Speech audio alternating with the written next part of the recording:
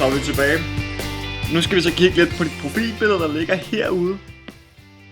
herude i kanten. Det kan jo godt være, at du får lyst til at skifte det på et tidspunkt. Hvem ved. Vi skal så ind i backenden igen. Og så skal du op i extensions, moduler.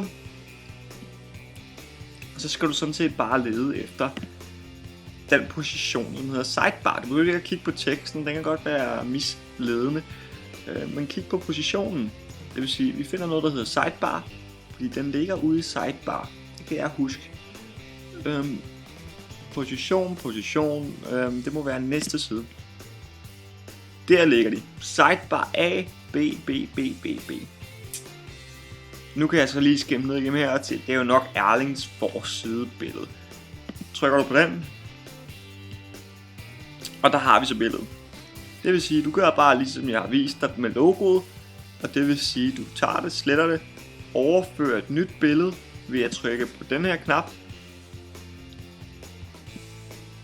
Der kan du så vælge mellem dit bibliotek, eller du kan uploade en fil på computeren.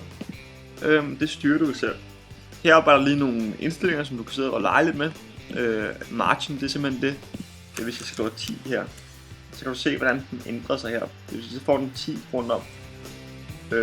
Så får den lidt mere luft. Hvis du lige vil sætte den i center, det ser lidt bedre ud måske. Så gør du sådan der. Så kommer den ind i centeret. Nå, tilbage til den røde linje, som man plejer at sige. Der ændrer du simpelthen bare billedet, og så kommer den bare ind og ligger så fint. Sværere er det ikke.